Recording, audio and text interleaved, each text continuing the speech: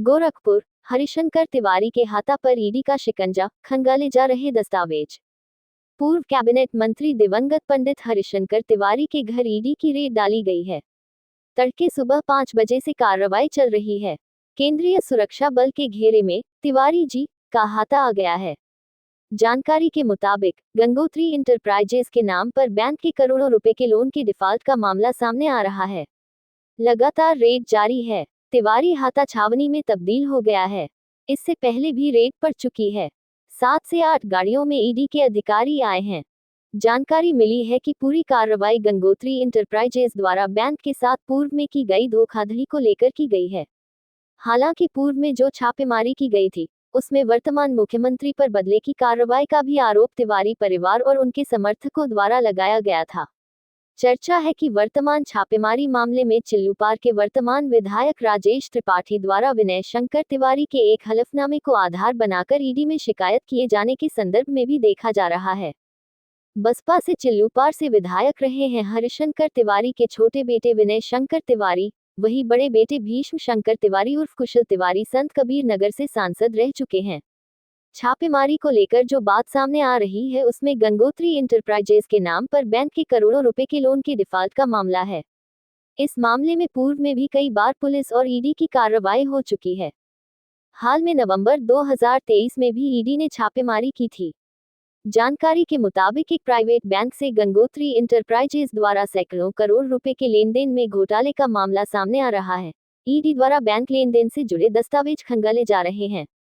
फिलहाल छापेमारी की कार्रवाई को लेकर सब तरफ सन्नाटा पसरा हुआ है। कोई कुछ भी कहने को तैयार नहीं है। मीडिया से काजल निषाद एवं भीष्म शंकर तिवारी ने वार्ता किया। गोरखपुर से EN दिल्ली की एक्सक्लूसिव रिपोर्ट।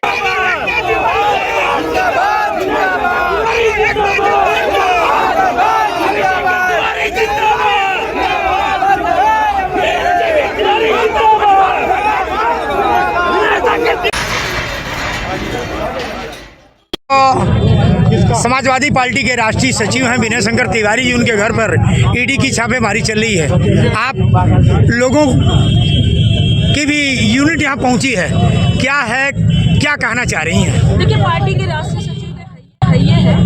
दूसरी बड़ी बात ये है कि ब्राह्मण समाज के बहुत कद्दावर नेता है, बहुत बड़े नेता है, और उनके आवास पर छापा पड़ना ये बहुत ही निंदनीय कार्य है। क्योंकि भारतीय जनता पार्टी सरकार जो है वो डरी हुई है। उन्हें अच्छी तरह से पता है कि 2024 में उनका टुकड़ा साफ होने वाला है। उन्हें अच्छी तरह से पता है कि उन्होंने इस 10 साल में जो ब्राह्मण समाज पर अत्याचार किया है, जो इन्होंने बहुत बड़े बड़े ब्राह्मण समाज के नेताओं पर और कद्दावर लोगों पर जो एनकाउंटर जो करवाए हैं, ये उन्हें अच्छी तरह से पता चल गया है कि जब ये समाज हमारा साथ नहीं देगा तो हमारा टुकड़ा साफ हो जाएगा। और अब ऐसा ही होगा, क्योंकि देखिए ईडी वाले जो है वो तो किसी नेता के तोते हैं भाई। जो नेता बोलेंगे वैसे ही वो भी मिट्टू मिट्टू बोलेंगे। मैं ये कहना चाहती हूँ कि गोरखपुर से आजमगढ़ तक का जो एक रोड बन रहा है, मात्र 90 किलोमीटर का रोड है, वो मात्र 90 किलोमीटर का, और बन कितने में रहा है? 6000 करोड़ में।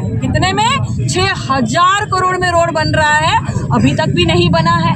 तो फिर ये घोटाला नहीं है? वहाँ पर ईडी क्यों नहीं छापा मार रही है? दूसरी एक बात है कि नौसर से लेकर बनारस तक जाने वाला जो रोड है, कॉन्ट्रैक्ट हुआ था मात्र 3 साल में वो बनेगा।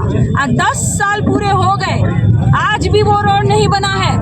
ये घोटाला नहीं है? वहाँ तो ईडी छापा नहीं मारेगी।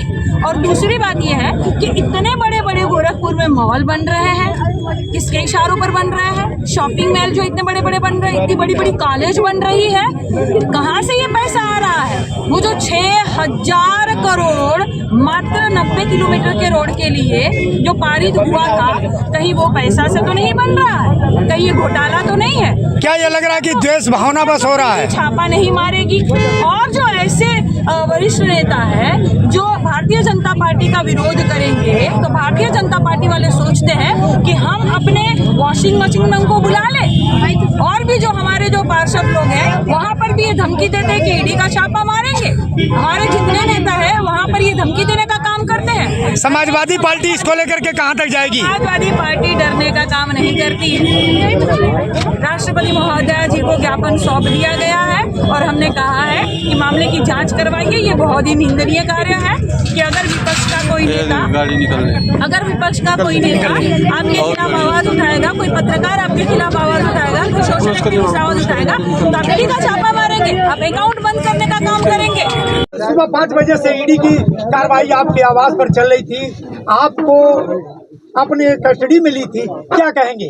अब तो आप लोग देख रहे हैं कैसे चुनाव जैसे नजदीक आ रहा है, दबाव बना करके इस तरह की साजिशें रची जा रही है। क्या लग रहा है आपको?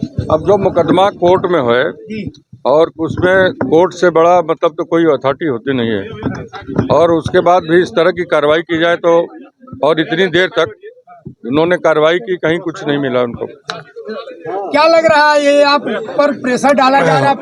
ये राजनीति, ये कार्रवाई राजनीति से प्रेरित कार्रवाई है और इस तरह की राजनीति संदेश देना चाहते हैं? राजनीति में इस तरह की कार्रवाई निंदनीय है, ऐसी कार्रवाई नहीं होनी चाहिए। ऐसा दबाव बना करके कहीं राजनीति में ऐसा कभी नहीं हुआ है। क्या लग रहा है कि आगे और कार्रवाई लोग करेंगे? आगे कार्रवाई की बात हम कैसे बता सकते हैं? तो छापेमारी करना सरकार जो ये कर रही है, ये दबाव में कर रही है और ये नाजायज है। इस तरह का चुनाव के समय में आज तक जो मुकदमा न्यायालय में लंबित है, चल रहा है, उस पर रोज सुनवाई हो रही है। समाजवादी पार्टी के कुछ नेता जो कि जिलाधिकारी से मिले हैं और ज्ञापन सौंपे हैं और आपके समर्थन में गेट पर काफी देर से बैठ करके वो लोग इंतजार कर रहे हैं, क्या कहना चाहेंगे? हमारे साथी हैं, हमारे सहयोगी हैं, तो ये चीजें देखो नाजायज, ये प्रजातंत्र में ये जो चीजें हैं, और ये अगर किसी संस्था को हथियार बना करके राजनीति से को प्रभावित किया जाए तो ये बात गलत है।